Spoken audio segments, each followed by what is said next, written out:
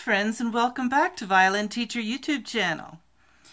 This video is going to be featuring continued content on a well-formed left hand. And I want you to be sure and stick around to the very end of the exercises. This will be on page 35 of the Quint Etudes I'm covering today in this video. But within each exercise, I'm going to give you additional exercises that will help you. As I go through these, I'll come up with others that I find will help you in developing strength in the back of the hand and some of the technical challenges that we encounter in these exercises. So be sure to watch all the way to the very end. So I'm going to move the camera down now so you can look at the left hand as we work. Ready? Here we go. All right, the first exercise will involve a sequence of notes on the A and D strings. This is a test for the exact pitch of the fourth finger. And it starts with this sequence, 3, then 4. But before we even get started on that, let's follow the good advice from previous exercises on this topic that I will link to right here. And I want you to use the first finger on A to set first and make sure that the third finger is going to be in a good position to make a ringing sound. So set the 1, then set the 3, and you'll be sure.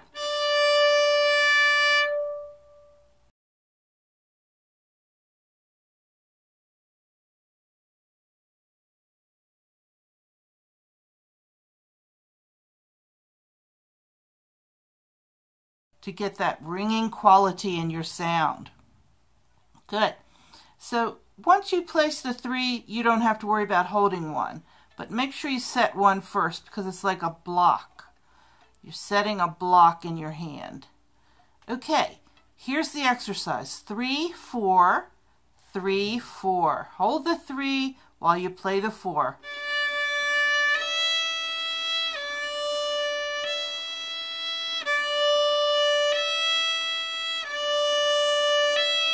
All right, so the first part of the exercise, and it is slurred too, by the way, but let's just do it separate bows. 3, 4, 3, 4, and then 3, 1. So it takes you back. 3, 4, 3, 4, then 3, 1. And that's a gift, I'll tell you, because what happens next is we go to the D with the third finger. So if we played another 3, 4, we'd have to hold the 4 while we went to the D. So here's the first measure. 3, 4, 3, 4, 3, 1. All right, let's try it. Slur all the notes, and if you play it a little faster, you'll find it's easier to get all those notes on one string.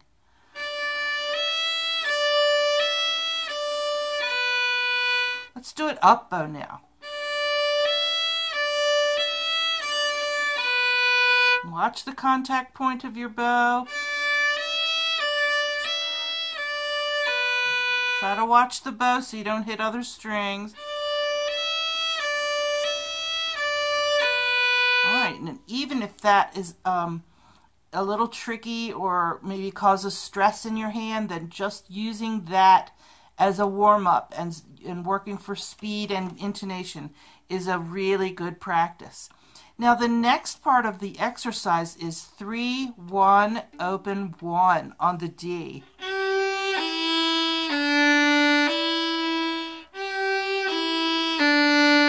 So that's pretty easy. And that's a really good warm-up, and the first exercise, kind of extra exercise that we can isolate from this particular well-formed left hand exercise that we find in the Quint Etudes.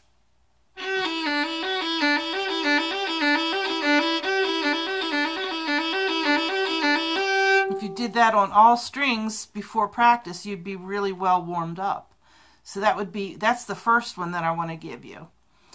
But the next one is 3-1, open 1, 3-4. So that's what's written. So let's do that repeatedly.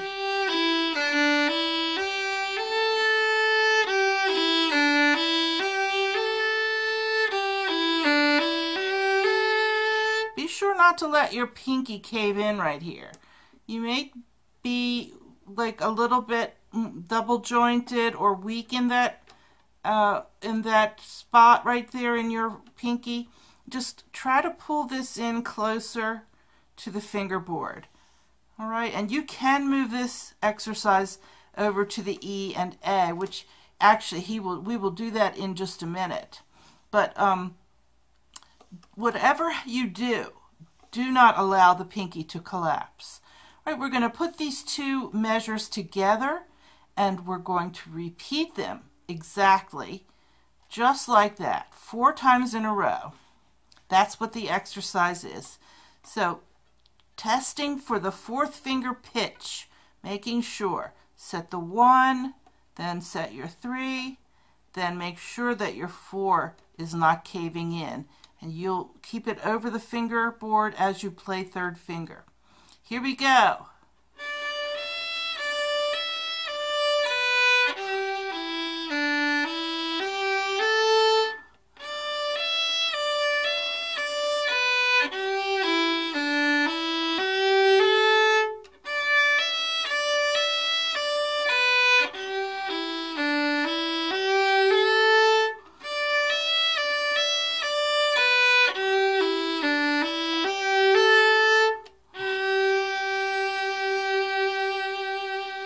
Nice extended 3 on D, or otherwise known as G, to close out that exercise.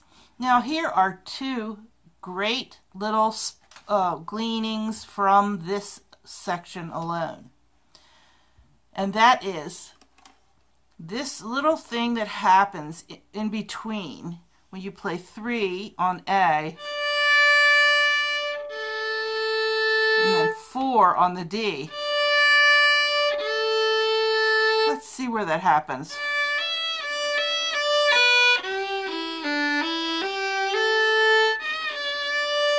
If I leave my 4 on that D, right there between, like when you repeat, you'll find that the 4 is on the D, and then you have to set 3 on the A.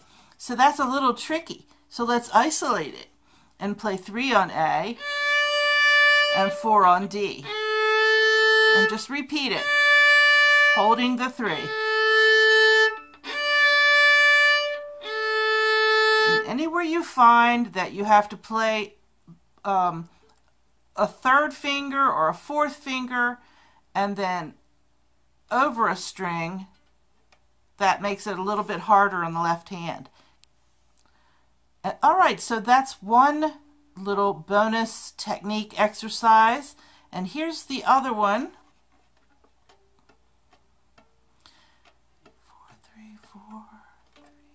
All right, I think this may, let's see if I play it here. Let's see, 4, 3. Along the same lines, isn't it?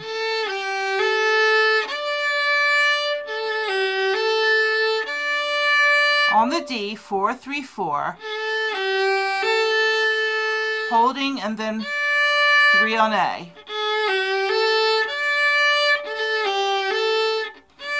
You could even do it like slur the D string notes, go up on the D, the A3.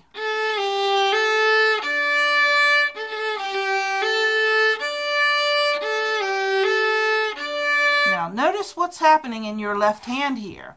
When you play the D string, 4, 3, 4, then you're holding the 4 and you're hopping the 3 behind it. So don't let your 3rd finger cave in like this to get that 3.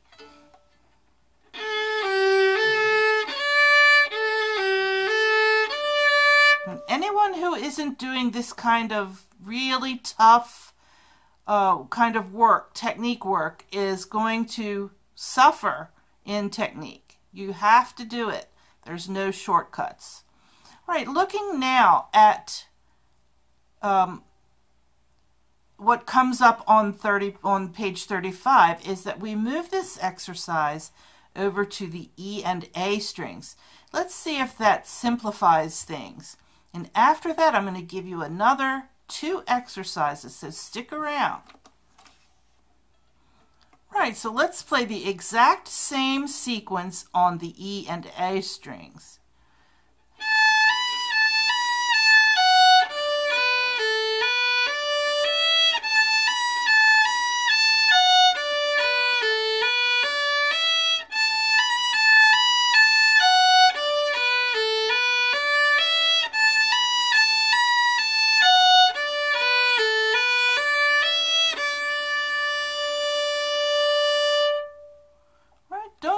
About vibrato.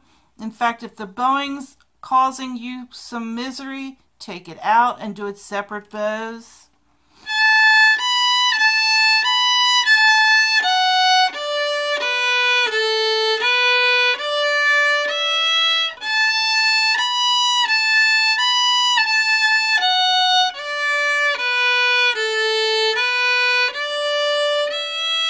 Keep those fingertips looking at the string and over the fingerboard at all times.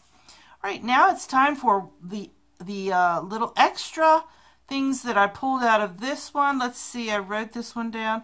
Well, the first one is on A.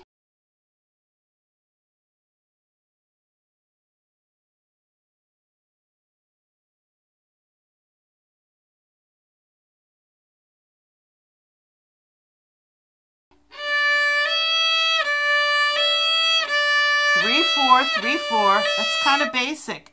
Then we do the 3/4 on the E.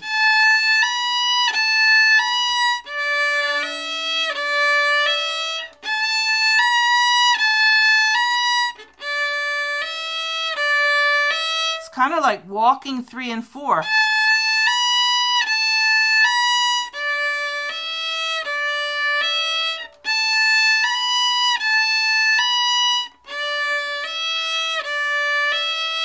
And then the actual 3-1-A-1 that we do on this exercise in the second measure is a great warm-up, as I said at the beginning of this video.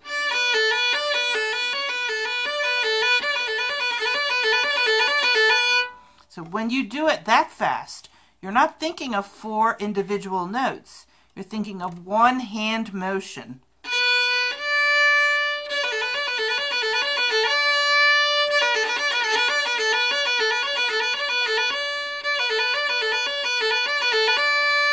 All right, so think of the sequence as one hand motion, and when you're trying to speed up your exercise. Now, the last part of this exercise takes the same sequence of notes to the D and G string. So be sure to get your violin well over to the side and elbow well under so that you're rocking your fingertips over to that side. All right, starting on the D.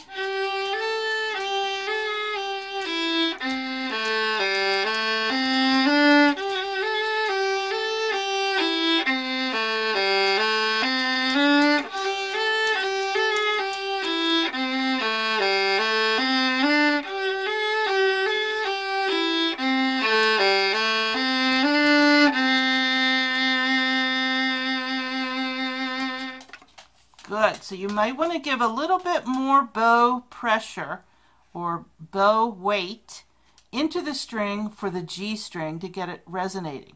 And you may want, here's a little tip, you may feel the urge to play open D, but don't do it. You may feel the urge to play open D here. Don't do that here. Use your 4 on the G because that's teaching you the 4, strengthening the hand. the weak, naturally weak back of the hand, and it's also teaching you that interval between third and fourth finger on the G string, and we need to teach our left hand that. Let's do the exercise one more time, and then we'll bid you adieu.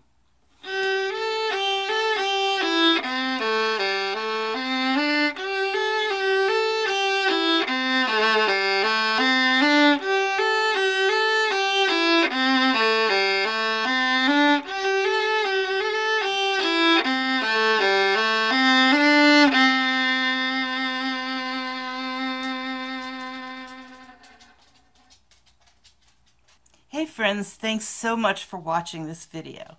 I hope you will try to watch the videos all the way through to the end. If you turn off the video before the end of the video, then YouTube doesn't like me as much. So please like the video, please watch them all to the end, and I'll try to include a little bit of extra content right at the end. Thank you so much, and talk to you soon.